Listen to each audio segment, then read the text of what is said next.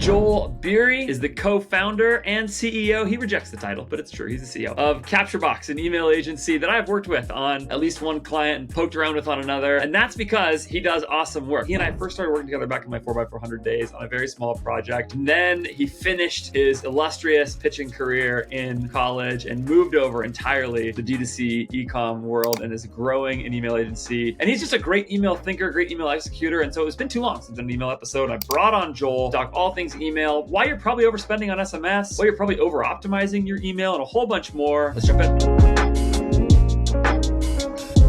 Joel, what's up, man? How are you? What's going on, Andrew? Good to see you. Had to throw the pitching career in the intro. Of course, man. It was not very impressive at all, but I do remember. It's weird, like, sometimes when I listen to things, you'll remember where you were when you heard something. And I can think back and hear like multiple of your ecom playbook episodes back in the day in my college dorm room, in the apartment, just listening. When you guys sold FC goods, I was like telling buddies about it. So it's definitely cool to be here. And obviously, a little full circle moment for me, for sure. That's so funny. The whole reason I first was interested in you and your work was because it was so impressive what you were doing. You were a college baseball player and you were pitching in college. And at the same time, you had like DM'd me on Twitter or something. I don't remember. You reached out to me, maybe emailed me. I'm not sure. After listening to those episodes, and you were starting an email agency, and I basically didn't care how good your work was because I thought like it just reflected a level of serious. It's just a lot of people say they're interested in doing stuff or being entrepreneurial or whatever it was, but to be at that stage of life, that is, I mean, college athletics is really busy. No matter what level you're playing at, it eats up your life, and so for you to be doing that on the side while being a student and an athlete at the same time was just like really impressive to me. So it was the kind of drive that I certainly didn't have when I was at that age. And I just thought this dude is going after it. And then also like, it was just clear right away that you were smart and you understood things right away. And so anyway, it was fun later on to actually get to work together on a client of mine once that came around, but that had definitely caught my attention because there's just so few people in college who were doing that. How did you, maybe it's a good question. How did you get started running an email agency? Cool. Yeah, for sure. So first of all, it's probably good that you didn't care too much at the time about the quality of the work. And I remember like there's so many times we'd be on long bus rides. One time we used to go down to Florida, like spring training, and we were at like a hotel. The team was doing, day off at the beach, and I was taking sales calls from some random conference room of like some random hotel I'd snuck into. So it was a grind for sure. But the way we got into this thing was actually my dad. So my dad conference room, you just would go into a hotel conference room with my phone. Hotel? Yeah, on my phone and Google Meet just pop up. Yeah. Dude, that's just such an entrepreneur story. Like that's so funny. Like just go barge into a conference room that nobody's using. Don't tell my college coach, but I'd be in the outfield shagging BP before games. I was a pitcher, and I'd have my Slack in my glove like this, and I'd be replying to people in the outfield. That is so amazing. I mean, yeah, that's just hilarious. That's so good. Yeah, that's what this is actually one of the reasons I just don't think of myself as like a true entrepreneur, even starting my own business. Like I had no risk. I basically, the whole reason I started my own business was because I had clients falling into my lap when they knew that I wasn't working anywhere. And so I just don't have any stories like that. I didn't have that drive to go do it. So yeah, so what made you go start doing email as a freelance service for people or starting an agency or whatever you call it? So my dad runs a little vinyl reissue label, and he basically, he leases licenses from major labels and then presses records that are like super niche that they would never touch. So during COVID, obviously stores shut down. He can't move any units. He had this really like baby Shopify store that Sam, my business partner, and I just took over and figured like, why not try to see if we can move this stuff online? And so our first abandoned cart flow was me in my basement messaging, hey, Andrew, saw you were checking out this record. If you have any questions, I'm the, son of the owner, give me a call. So then we figured out, okay, we can automate these. We can, put a little Klaviyo action in here. We ran a bunch of ads. We started hearing the cha-ching, when someone would buy a record, and it was just like addicting. Awesome. Yeah. Super addicting. We started pushing my dad like, dude, let's do a limited drop colorway of this particular, like Blue Note record that really wasn't something that people usually did. And anyways, we went from $200 in revenue in May of 2020. I think we did like 14 or 15 grand in July. He sells out of all of his records. and With that, then the with the supply combination of chain. ads and email. Yeah, it's basically just ads, email, and Sam infiltrating Reddit communities, like full on guerrilla warfare. What and kind of my records was he doing? so he pressed like Grant Green Sunday Morning's a Blue Note record. Bird and the Bee is this like kind of like alt rock ish group. Like Cool. he would do Andrew Oldham Orchestra, like the Stones record. He was just these really niche, weird titles. And Facebook ads used to actually like be way easier back then, Yeah. and it would just work. So we got addicted. Yeah. That is amazing. And so then you thought, I'll just do this as a service to other people. Yeah, so I was still thinking like I'm gonna go into finance. A lot of my buddies were doing interviews and stuff like that, and I remember hopping on this interview with this asset manager or whatever. It's like only interview I ever took, and just feeling super out of place, trying to just be normal, have a normal conversation, and not going anywhere, and feeling super awkward. And so like literally the next day, I had just picked up golf, and the pair of trouser pants that I had purchased, I was like, you know what, their emails suck. Let me just see if I can get a reply from them. Sent him a note, jumped on a call with Andrew, the founder of Red Vanley, who's still a client of ours 3.5 years later. Gave it was like, dude, we're gonna do this thing and we're gonna do all these things. He's like, I don't know what that is. He's like, how much is it? I'm like, it's $500 for everything. He's like, let's do it. I called Sam. $500. I called Sam. I'm like, dude, we're gonna be rich. Let's go right now. We got to learn how to do this email marketing shit. So that's where our origins were, and slowly we've just been doing it every day since. So I was telling somebody else about you after we last hung out for a shared client. Um, and I was telling them about when you did the Go Mad diet when you were training baseball with with that client. Yeah, which is a gallon of milk a day. Can you just tell that story really fast? I know it doesn't sound oh relevant, but god. there's a way that it's relevant. I promise. All right, here we go. So I'm a sophomore, maybe in high school. I asked my cousin Max. He was like the most jacked kid I knew. My cousin Max was at UCLA, and I was like, Max, I want to gain muscle. I want to throw harder. I want to be better at baseball. What do I do? He's like, I got you, Joel. You're gonna go and drink a gallon of whole milk every day, and you're gonna gain a lot of muscle. I'm like, perfect. Say less. Every day for like 60 days, I go into the supermarket by my house, pick up a gallon of milk before school, fill up a bunch of jugs, and in one of my classes just drink milk like a psychopath. And it did not work. I was lactose intolerant for like 3 years after that. And anyways, that I don't The know reason, why, okay, but here's the reason I brought it up. That's so funny to me. It didn't work. I thought you gained a bunch of muscle from doing that. I did. Well, you gain a lot of muscle. You also gain a lot of fat, and you become Yeah, lactose intolerant. So yeah, it's a right, give and a take there, and you feel right. sick to your stomach when you go to lift a weight. But Yeah, yeah. The reason here's the reason I say that. It's the exact same kind of person who does the Go Mad diet as who just emails somebody and says, I can do your emails for $500 a day and checks your slacks in your glove in the outfield. Like that is exactly this. Like I didn't do any of it.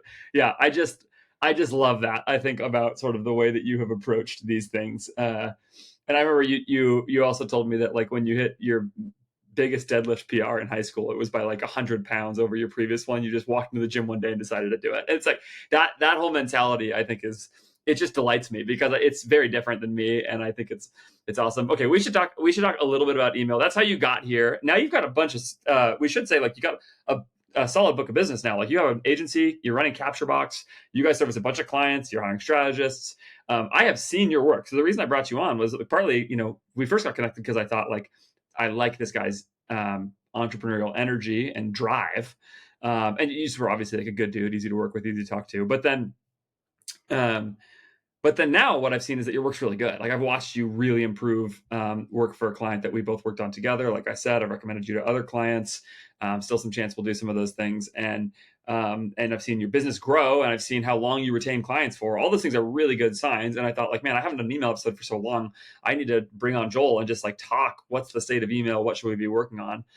What should I be thinking about for myself or for my clients? What should my audience be thinking about for email? Because I've seen you do it. I've seen you like really grow a bunch of different brands revenue now. So let's just start like really big picture right now. What is what's like the 80/20 of email?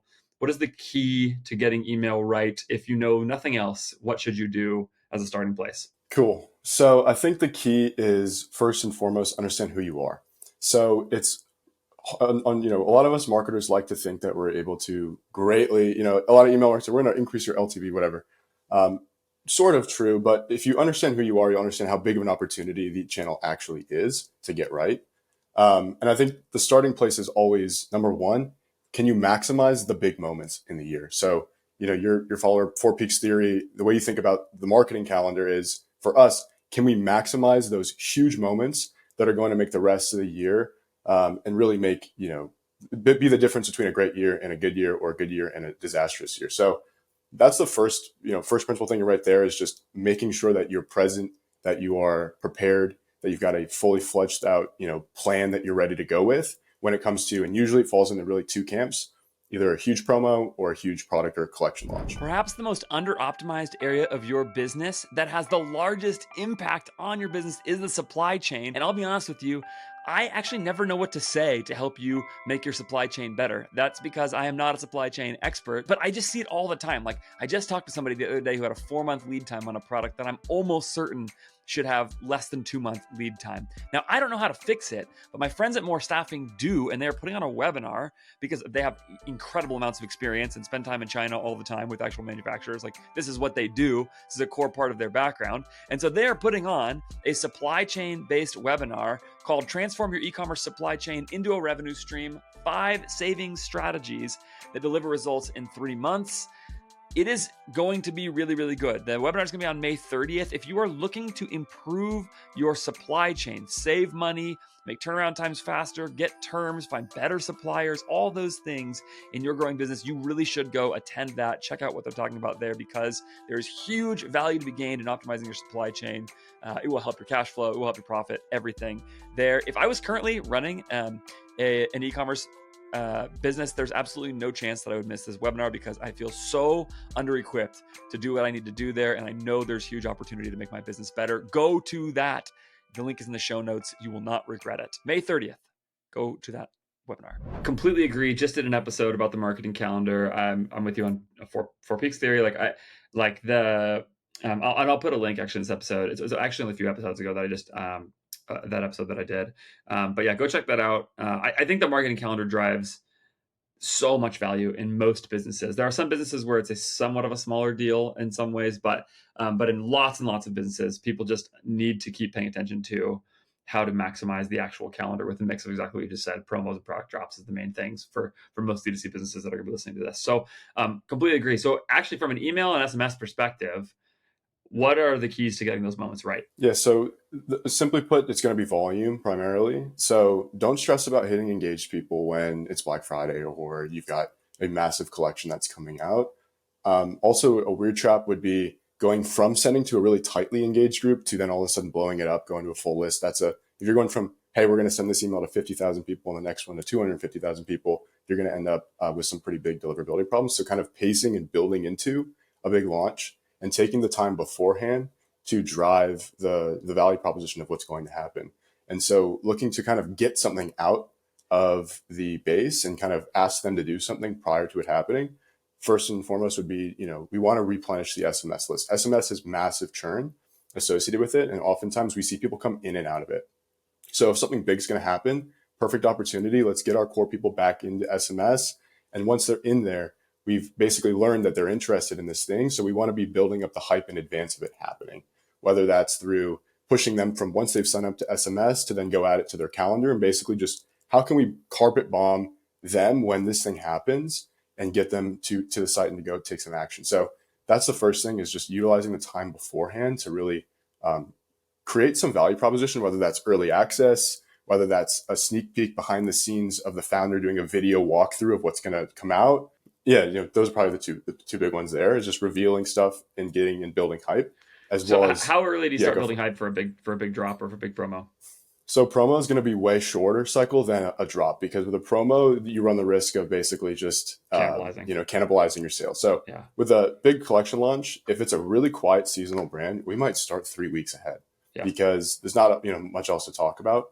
If it's a promo, maybe Black Friday, maybe it's 7 days beforehand, and if it's something like a Memorial Day sale or whatever, it's a day before afternoon before, 2 days before. What do you do? So let's take the 3 weeks before big collection example. What are you sending in those 3 weeks, and what's the CTA for people? Because this is something I wonder about. I have some thoughts about this, but I'm like, let's say you want a promo sale. What is 2 weeks, 3 weeks before, or promo big drop? I mean, 2 weeks, 3 weeks before you send an email. What's the email say about the drop, and then what are you asking people to do in that in that hype builder email? Cool. So what we're saying is basically it's just a tease. So sometimes it'll just, maybe for a supplement brand, it's a bottle with a question mark or something like this. And we're asking them to, sign up for early access if that's what we're rolling with. What that's going to do is going to bounce them onto the site. We'll have like an easy way to do this is just in the URL, just throw question mark equals, whatever the drop name is, have a pop-up triggered on every single page load that occurs with that link, and then have that pop-up basically collect. You already have their email, right? So collect their phone number. And then as soon as they sign up for that, they're getting put into another list. That list is going to confirm, hey, you're good to go. Here's what's happening. Here's a little insight. Look out for these types of things as we lead into this thing. You're going to get a text, same deal. And then we're going to push you to go add it to your calendar so that you have that thing marked. And honestly, we see like on big brands, we'll see $10,000-$15,000 of attributed revenue to ad event, which is the like widget that we use to do these calendar ads. So it's kind of an important play. So and then okay, as so time, then let's hit that really fast. So email says goes to the site, pop up says or whatever says go sign up for SMS. Okay, so that's the next thing you're collecting. Okay, and then you're going to ask them to add add an event to their calendar to remind them that your drop is coming, so that they've got a reminder built in, basically a free notification in their life that the event is built in. How are you? Uh, how are you? Is the ad event coming from email or is it coming from SMS?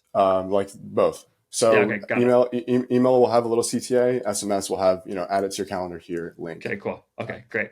Great. And then so that way, so if they're already on your SMS list, then you just push them to, just to add. Just forget the SMS part. You just instead say, go add this to your calendar. Exactly. And so Yeah. now we have two buckets. Sorry, go for it. Well, and the other question is, uh, for that moment, I imagine also if you have any get early access or anything like that, you're telling them that they can get that by signing up for those things too. Exactly. Yeah, cool. Who are you sending that to? What percentage of the list? Usually we'll pull in. So let's say for example, we have this one brand that they do like IP capsules. So we'll pull in, maybe a 90 or 120 day engaged group of just like general people. And then anyone that's purchased from that specific collection or product in the past. That's usually how we'll do it. And then what happens is once you have that, once you start to build that list, and then you have like these two buckets, right? You have the group of people who are just generally speaking. What we're going to do is just continue to kind of beat the drum as we lead into that event and continue to say, hey, if you want to get a head start, we sold out of the last one, sign up here. Then we have the group that's already self-identified and are saying, we're really interested in this. We're going to email them a ton. We're going to give them, behind the scenes looks, first reveals. Hey, I'm the founder of so-and-so. This is why we designed this the way that we did. We're so excited to share it with you. And really, once we kind of have broken them into two groups, we can continue to push that early access stuff to the general list and just give the people who've already self-identified and signed up the goods as we lead into the big moment. And we'll usually pace that. So it's like, week one send, week two sends. As we get closer, we can kind of send more. And if it's something that's really going to massively move the needle for the business, the week of, maybe we're sending 3 teasers. And, day before we're sending, this drops tomorrow, last chance for early access, or to the early access list. Hey guys, you're in, get ready to roll. Okay. That's awesome. Yeah. I love all that. This is funny. Like this will come out before this, but I did an episode of an opening the books episode that's coming really soon with a gal who specifically asked me to coach her through a product release, and very similar advice. And what I've seen over and over is that you've definitely got the tactical details down in a way that is more filled out than I have, because I don't touch a lot of email these days. But what I've seen over and over and over again is that like tease emails that don't tell anybody anything to do okay-ish. But if you just have some little simple CTA for somebody to take a next step, and you have a list that is like been told about this or whatever, like your launch days can get really, really big. And I think you're right to kind of bring back this conversation to the original question, which is like one of the ways you drive outsized value with this owned channel is in your outsized moments, right? That like if you do a great job in these moments of building careful timed messaging, it just makes a really really big difference to the total value you create. You can watch this happen at a like last click UTM level or any level you want. You don't even have to use the sort of ridiculous email ESP attribution that you often get served, right? Like it's just very clear that each of the emails and each of the SMS messages that you're sending actually make a really really big difference. And it's funny because I think people think about email optimization as this very like the key is like in your evergreen non marketing calendar moments, get exactly the right flow and get the right timing and make sure that you figure out, is it better if this email sends 1 day or 2 days after they last clicked an email. People kind of get into the weeds on that sort of stuff, when actually like, and then they don't apply enough thoughtfulness to how do we just make sure that we instead think about the timing of the actual big moment. And then to your point, you use the phrase carpet bomb them later. So like, I mean, maybe this gets to the last part of maximizing this. And I think it's actually probably as a general email strategy, but like, let's say it's launch day. How many emails and how many SMS messages are you sending actually on launch day? Cool. So, let's say we have a 2 hour head start for our early access folks, and that's the day. So we'll start right away. We give those email text to them, and then maybe right before the 2 hour period is over, we send them kind of a last chance. This is about to go live to the public, kind of a message. Nice. Then at launch time for the quote unquote public list, general list, maybe the ads go live, whatever. That'll go out again. And then either same day evening time, if it's something that's actually going to like sell through, if there's products that have already gone out of stock, if it's one of those kind of like hype based, drop based brands, we can kind of start to push some of that scarcity messaging. And if not, we'll usually follow up day after with kind of a text only from the founder email, talking a little bit more about the launch, explaining and expressing gratitude for everyone's support and letting them know there's a fixed number of units, or just how excited they are to bring this product to life. Cool. So you're sending and then we'll just beat the drum for like another 3 to 5 days. Once a day during those days? Yeah, once a day. Okay, I love that. So maybe in a 5-day period, you're actually sending, including launch day, many people, except probably, I assume once they've purchased, you kind of fade them off the list a little bit more or send to them a lot less. Yeah, we'll just have a segment that lives, like placed order lasts however many days, depending on the product. And we'll just have that always excluding. Yeah, right. So okay, so you do that. Let's say it's a 5-day period that you think of as the launch period. You're going to send 8+ emails to people over that time. Yeah, probably like 8 or 9 emails with 6 or 7 hitting most people. Okay, how much SMS? Probably just 2 or 3. Okay, cool.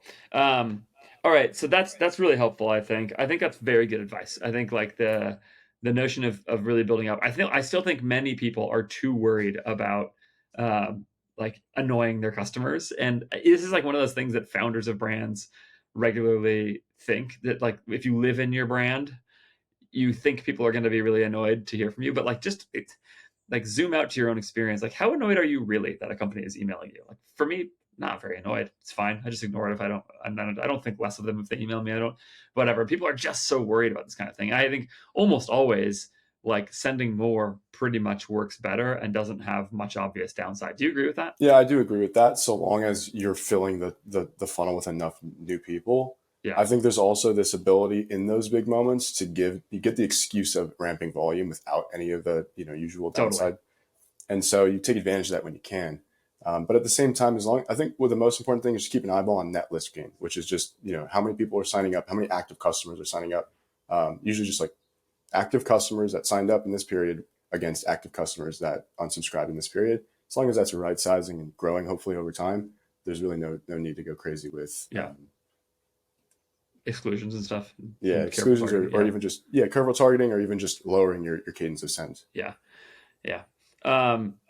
I don't have a problem with unsubscribes in general. I think if somebody unsubscribes, it's probably because they're not that interested in you in general. It's probably not because you're sending too much. It's probably because they just don't really care that much about your brand, which is like a subtle difference, but is important. To me, it's almost like convenient list cleaning that happens without you having to do anything, So it's really hard, I think. I mean, again, tell me if you disagree with this, but in my experience, it's really hard to send so much email that your unsubscribes actually become that big of a problem. I agree.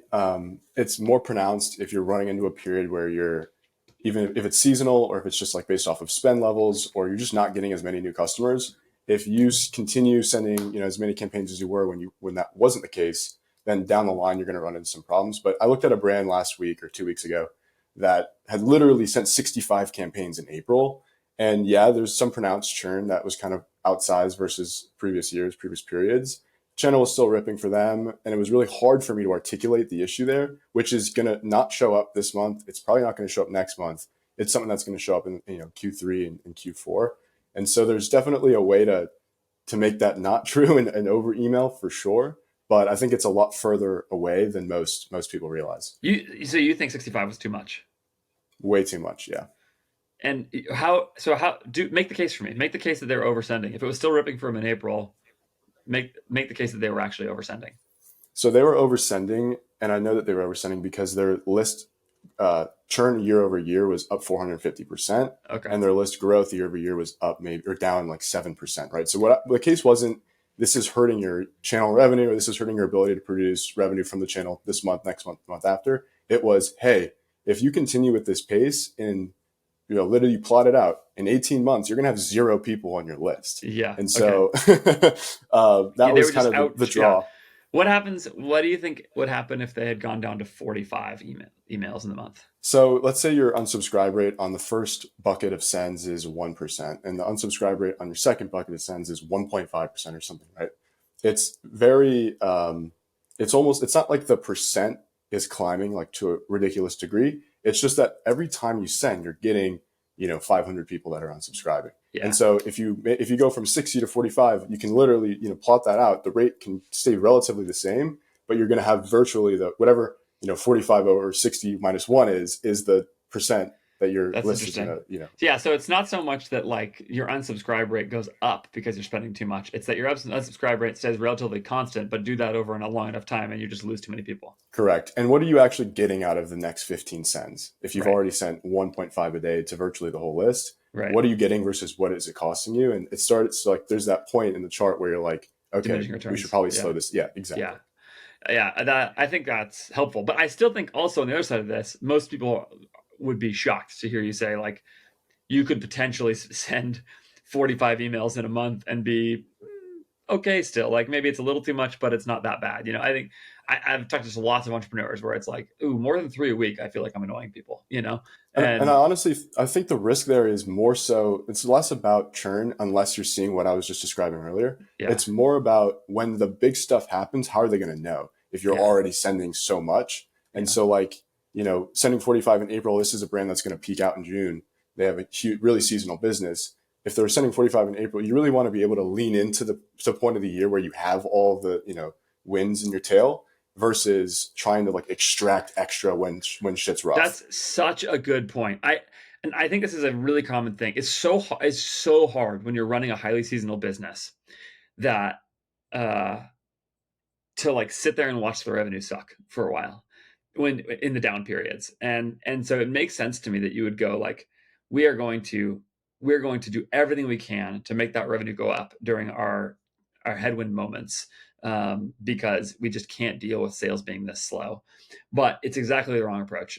The way to make the business better is actually to send those 45 emails or 65 emails or whatever when you have tailwinds, and then to let it, and then to relax and to not worry about trying to extract extra value. I mean, you may not send it that volume still, but if you've got a highly seasonal business, like you basically can't email too much. Let's say it's a holiday brand, right? There's like a 30-day period there where it's almost impossible to send too much, I think.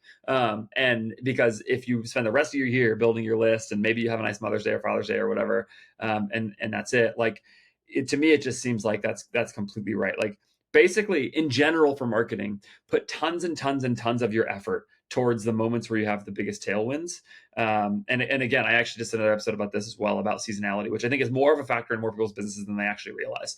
And to actually, and instead of trying to lean against the seasonality, lean into the seasonality and go make those moments bigger. You just run a much better business by doing that in terms of the bottom line profitability. It's annoying, it's frustrating during parts of the year, but you'll end up with a bunch more money in your pocket, I think, at the end. Agree. And we run into it a lot. I think the critical point that you're making there is planning for it, because if you plan for it, you're expecting it. And if you're not expecting it, there's emotions, there's costs that you have to pay. And so that's where the stress picks up, and that's where you kind of lean in and figure out, okay, now we have to kind of, as long as you plan for it, you're going to be fine. That's right. Like every second I spent working on product drops, this is overstated, but I'll say it this way anyway. Product drops between Father's Day and holiday when I was working with FC Goods was kind of a waste of time. It might have been a better idea for me to literally not do anything between Father's Day and holiday besides do regular, like a few emails a week, whatever, just like simple stuff. Just keep working on ads all the time, because the more ads you generate in those down periods, the more bullets you have ready to fire during your peak moments, right? So part of it is just use that time to keep generating high performing creative, because some of that stuff doesn't have to be holiday creative just to work at holiday, right? So just like keep trying to find your winners over time, use the time to do those things, but basically to create no promotional moments between those times. And instead, if I would have invested almost all of my energy, maybe 80% of it, into the moment the calendar goes past Father's Day, you start working on holiday. The moment the calendar goes past holiday, you start working on Father's Day. In that business, those two were like overwhelmingly the biggest moments. I bet you my total business would have performed better by just thinking about that, including on email and SMS and those things. Like it's just you just plan financially, plan, ads, email, everything to just make those moments as big as possible. Which comes back to your original point, right? Which you said, here's the number one thing to do: make your biggest moments bigger with owned audiences via email and SMS. I think that's completely right. So yeah. Do you want to say something about that? Go ahead. Sorry. No, just, I mean, that's an extreme example, and it's not to say that Totally. Like, if you have a plan for May, and let's say AJF Growth's running your ads and they've got everything on caps, and to this week it's not spending the way you thought. Right. That is a perfect opportunity to say, to your email team or to you or whatever, you need to spin up quickly some extra sends to make sure that you don't miss. But in your macro view, in those extreme examples of like a highly seasonal business, it's definitely going to be a lot easier to squeeze out an extra 50 or 100 grand from your list than it is to do it in moments where no one's really paying that much attention. Yeah, I think that's right. Okay, let's talk about, generally speaking, other mistakes that you see brands making with email and SMS. What are just like top of mind? If I say, what are the biggest mistakes brands are making right now in general? What comes to mind first? The biggest thing I've been seeing lately is brands greatly overspending on SMS, like more billable spend on SMS than their Shopify bill, than their Klaviyo bill. And I think this starts within the platforms and just how they attribute revenue. So if you're not carefully looking in GA or Triple Whale or Northbeam or whatever, you're just going to see a really big number that's exciting. But there's some really easy ways that you can virtually cut your SMS bill in half from what I've been seeing. So the biggest problem that we're seeing right now is like overspending on SMS. Great. How do you fix that? Easiest way to do it is, and we've tested this pretty extensively, where you'll have, if you know how it works, there's a little bit of nuance with billable spend, but you have SMS, which will just be like, for most platforms, like anywhere from 8/10 of a cent to a cent. Then you have an image-based text, which might be 3 cents. And so we've tested this.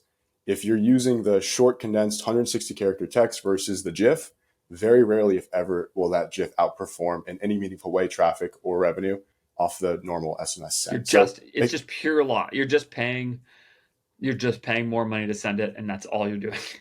And you're paying 3 times as much to send it. Right. And maybe outside of like, a highly visual apparel piece that just dropped, do you need to do that? So I've got a client that recently switched its Pixel over to be done through Biery, which you might have heard me talk about in the last couple of weeks on my show. Biery.ai, BILY.ai, is the Pixel installation I'm using with 100% server-side tracking for all of my Meta Ads clients at this point. I've switched everything over to that, and it's because it works better. And this client switched over because of the same reason that all my clients switched over, which is that I tested Biery against other Pixel installs and saw better event matching in Meta Ads, as well as better performance. Like we saw actually better ROAS, lower CAC on ads when tested head to head. In this case, it was actually against another third-party Pixel provider. We saw things working really great, but then something happened, which was that after we launched Biery, we were seeing an increase in spend that was sort of confusing for us at first. And we did a deep dive on it and found immediately, as I looked more closely, that my one-day click revenue in Meta, my one-day click CAC in Meta,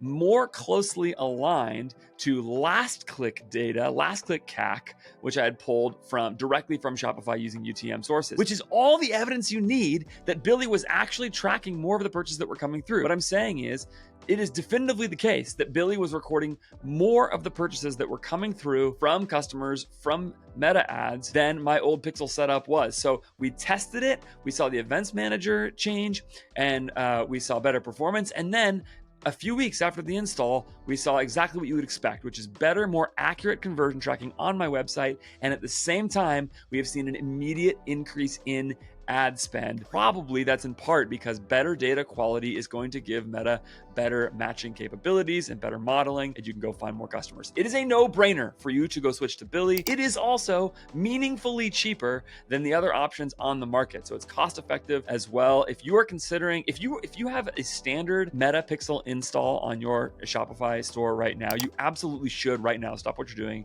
go to Billy.ai and add Billy to your store. It will improve your tracking, and the install is insanely easy at this point. I am not technical and I was able to do it. Go to Billy.ai. The link is in the show notes to get Billy on your store today. A lot of brands right now, they even have like paragraphs in their text, which I always see and I'm like, geez, or they'll have like one emoji and you're like, what are you doing? Because that's just doubling your costs right there. And just by condensing your text and being a little bit more efficient with it, you're going to, potentially cut your bill in half. There's also some extreme cases. So like, brands will like to throw in a restricted symbol or a TM symbol in their from name, which I've actually seen like a handful of times in the last few weeks. That's why it's just like, it's coming to mind right now.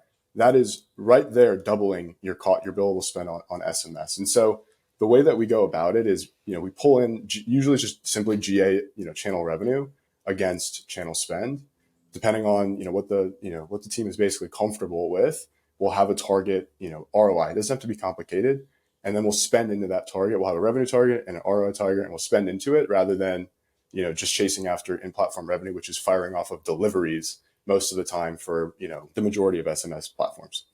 Do you think so? That's really helpful? First of all, I think it's so actionable right away for people. Just like get rid of your emojis, get rid of your images, get rid of your GIFs, get rid of your TM or your R sign. Yeah. All those things, and try to keep your SMS message to 160 characters or less. Make that as cheap as possible, which has the implication next to it that the value of SMS is that it is the deliverability, not the messaging, not the content. Essentially, like this is what it seems to me to be the case.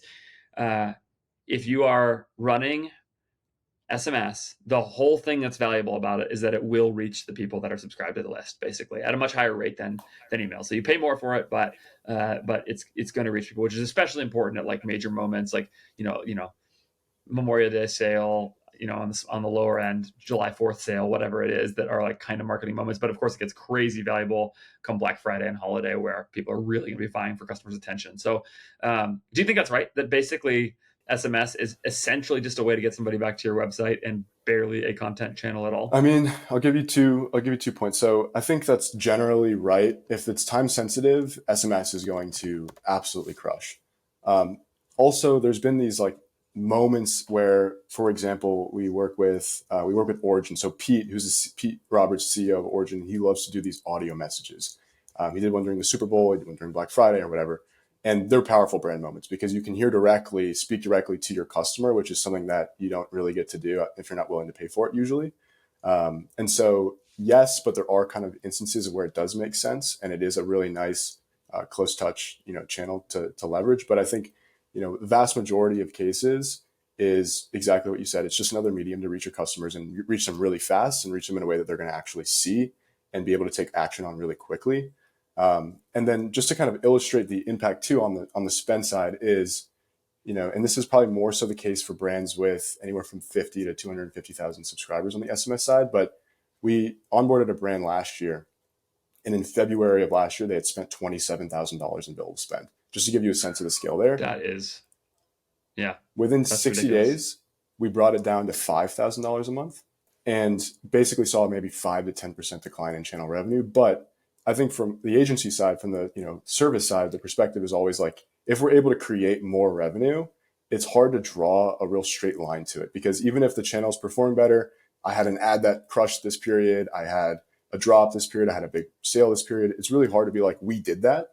Yeah. But if you're going from spending $27,000 a month on your SMS to $5,000 a month, it's pretty clear, and you're going to be able to pocket that and be able to draw a straight line to it. So selfishly for us, we're always looking to kind of find ways to cut back where possible. Yeah. Exactly. Yeah. That's so smart because it's just so measurable as a measure of your guys' performance. That's really helpful. Um, yeah, I think that's interesting. Have you ever tried this? Thought just came to mind. Tell me if you've ever done anything like this or seen it with your audio message thing, which I think is interesting. Um, let's say I'm launching a product. It has some visual element, or just whatever, just any product. I launch it.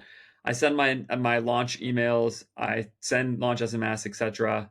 Get through a couple of days, and I've now gotten a bunch of purchases from a bunch of people, and that's great. Now, what if I then at that point clear out everybody who has purchased from my SMS list? They've clearly received a bunch of email and SMS from me, and I come back to them with a in this case it would be an MMS message, I think, where now I say like, okay, here's a photo of the product, entirely because I've already like essentially cleared out the people who I was going to reach with the initial stuff. And maybe in fact, if they've clicked on an email, I take them off the SMS list. If they clicked on SMS, like anything that indicates to me that they've already taken some action from my email and SMS so far, so that like showing them the product's not going to do it. But now maybe I like take a smaller portion of the list that has not taken any action with the new product, and now I try to like give them a little extra marketing collateral essentially to try to like sort of whet their appetite. Like, what do you think about that? Essentially holding that back in reserve so I don't spend so much about it, so much on it, as a way to engage customers who aren't otherwise engaging so far, where I know I'm going to reach them on SMS. Yeah, I'm generally with you. I think that the counter argument to that is if the most valuable people purchase from the first one, Yeah, and then you're going to triple the cost of the send, the odds of that panning out from our original targets that we had agreed upon with the brand yeah, is going to be lower if we've already emailed them 3 times and sent them a yeah. text. That said, I think it's Easy test. potential, yeah, easy test, but also, I mean, really not a big deal, and definitely something that we should you Yeah, know, you can do play it. with. Yeah, Play yeah, with, yeah, yeah. for sure. Yeah, I mean, I don't know if it would work. I've never done that, but I was just thinking, I was just trying to follow the logic of some things you were saying about like maybe that's a place where you try to like, okay, we have to make the content a little bit better now, you know. But I Well, don't know, so maybe you would actually save money by just doing it in the first place and not having to send them a second time. So I don't know. I mean, not definitely not the whole list in the first place. That wouldn't work. But yeah. What were you gonna say? I was going to say, sometimes I think we actually fall into this trap too, which is we'll send the image to the most, the previous buyers of that collection or the previous buyers of that exact product, and they'll see the new version of it because we're willing to kind of spend into people who we know are going to be higher value. But you're basically taking the opposite side of that, which I think we can probably roll out and see Yeah. if throwing the GIF or throwing the image in there is going to do anything. Yeah. Yeah. I don't care so much about like a GIF to like be funny or attention to grabbing or whatever. I'm thinking here specifically of like product imagery that maybe would entice somebody. It makes the most sense in something like apparel. Like you meant that's part of what made me think about it. Also, you mentioned the idea that maybe in apparel you'd want to have an image of the product or whatever. But Yeah, yeah, we usually will have if it's a collection, we'll flash through a bunch of products. If it's just a single product, we will include an image on those yeah, for sure. yeah. That make it for something where the visual aesthetic is the brand or is the product. It makes more sense to me. Okay, complete this sentence, Joel. Uh, most brands are spending or most brands are sending too much, just the right amount, or too little email. Too little, I think. Yeah, Still, yeah, if you're sending every day, you can ignore that message. But I think generally speaking, if you're sporadic with your sending, it just it just has downsides to it that and whether it's on the deliverability side by like spiking and then you go multiple days without sending and then spike again. I don't have the insights into the exact algorithms or whatever, but consistently sending emails on a maybe I would say 4 to 6 a week basis for the vast majority of the brands that we're working with seems to be working, and I don't see that from the majority of brands probably in the stage that we're working with. As you get higher up the food chain, those brands are usually like sending pretty consistently because they're such a mature business. They have so many people on their list, so why wouldn't they? But anyways, I think the vast majority of the time, probably too little that we're seeing. okay. So similar question, and the, just to make the thought as clear as possible. True or false? Most brands should send one email every day. I would say truer than false. Yeah, sure. Okay, that's fine. If they're Um, growing fast, yes. yeah, yeah, makes sense. Um, okay, have you ever seen customers get like noticeably annoyed at meaningful scale, pissed off, create brand negative uh, emotions from brands oversending? This is something I think founders are very worried about. Mathematically, no. Emotionally, 1,000 times. Yeah, So right. it definitely feels really shitty when 35 people blow up on you over Yeah, email, and your customer service team is sending you screenshots or forwarding you emails, and that often comes back onto us. But from a numbers perspective, if you're sending an email to 500,000 people and 40 of them reply, or 10 of them reply, usually it's closer to two. Like, it's just, you're operating at a scale where if you run an ad to millions of people, yeah. there's going You're to be gonna people get that are some going to negative write some comments. crazy, yeah, That's you're right. going to you get the craziest comment. So Yeah, it's the yeah. same It's the rule internet after applies all. here. Yeah, Yeah, yeah. exactly. Yeah. Okay. What about let's sort of along the same lines about sending too much or too little. I think there's a related thought here, which is like, what about uh, optimization of things like flows, really targeting campaigns to different segments of your list? How much or how little should brands be thinking about um, sort of optimizing those elements of their send strategy? So I think the response would be, it's more about what you're testing. If you're testing an offer against another offer, if you're testing something like versus send time or subject line, you're actually going to gain some insight if you send half your list this offer and half your list another. I think also critical component to this is understanding where they are in the trajectory, right? So if it's a 50 million a year business versus a 2 million a year business, if you can squeeze out an extra 1 or 5% off of that send or off that flow, it's actually going to be a pretty meaningful amount of revenue versus a really small business where, especially if you're running it in house, I would never test, and don't A/B test anything on the campaign side, and only ever test, in my opinion, a welcome offer against another welcome offer or something like this on the flow side. If you're between 1 and 10 million a year and you're running it in house, it just makes no sense because just from an opportunity cost and time perspective, if you squeeze out an extra 10% or 20% off that flow, it's like, it's pennies, it's table Yeah, stakes yeah. versus spending time to go build another ad creative or product, or make your fulfillment timeline shorter, or any other activities that you can take. There's just Yeah. no comparison there. I love that. It's just there's just so much advice out there about how to do things right and wrong that I think sometimes operators, especially in small to mid-sized businesses, are going, "Oh, we got to do a better job here and there and here and there," and they hear about carefully constructed flows and all segmentation and some of that, and they think in email they got, "Ugh, if only I had more time to go do all that stuff." It's kind of nice to hear like actually not the best use of your time. Just keep sending without being There's an there's idiot. just And there's so few activities that an e-com operator can take inside of their business that's going to produce cash right now, that there's this tendency that you're going to go spend a lot of time on email, you're going to go spend a lot of time on SMS, because sending that extra email, sending that extra text, you're going to see those results immediately versus the real problems that are staring you back in the face that you should probably be addressing. Now, I run into this inside of my business all the time. I'm sure you do the same, but so it's easier to hear it from somebody else than to actually like take the yeah, action and do it. But that said, I do think that there's probably over optimization in terms of the spectrum. Most people are probably on the overside instead of understanding just the Pareto principle or the 80-20 rule of yeah, each of their channels. yeah. Okay. Any last thoughts that people should hear about email, SMS, etc. that they should be doing differently, better, that come to mind, top of mind stuff for you right now? No, I think we cover the basics, right? So send This consistently, is a good, know yeah, your content buckets. So have almost a cadence that you're going to live by with the channel. And so whether that means, like, let's say it's Tuesday, you send on Tuesdays, you send every Tuesday. That's your rule that you set for the organization. It's Tuesday, Thursday, Sunday. It can be as simple as that. If it's Monday evening or it's Tuesday in the day and you don't have something to do, or you don't have something lined up, go back, revisit 3 months ago, 6 months ago, 9 months ago, figure out something that performed that you still have stock in or whatever, and just, line it up, make a slight variation of the header and send it out. Because consistency is going to be, if you combine consistency with maximizing the big moments that matter, with right sizing your list growth, lowering your spend as best you can on SMS, and having the basics and foundations on the flows, particularly pre-purchase and then immediately post-purchase, yeah. you're going to be Okay, just that's fine really really to helpful. 20 million basically. Joel, if I am listening to this right now and I would like to work with KAPTURBOX, where do I go? You can email me at joel@capturebox.co, KAPTURBOX. You can find me on Yeah, I was Twitter. gonna say, can they I find got you to on Twitter? start I being feel more like active you're there. like a And you're a lurker, man. I have an account, and then you can.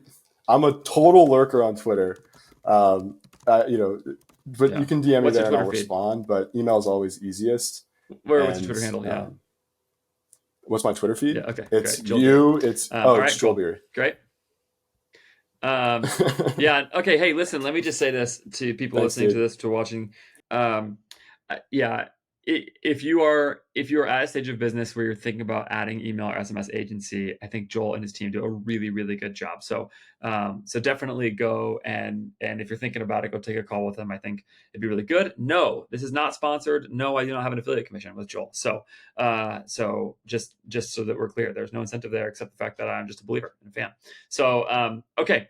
That's it. Joel, thanks so much for taking time with me today. I appreciate it, man.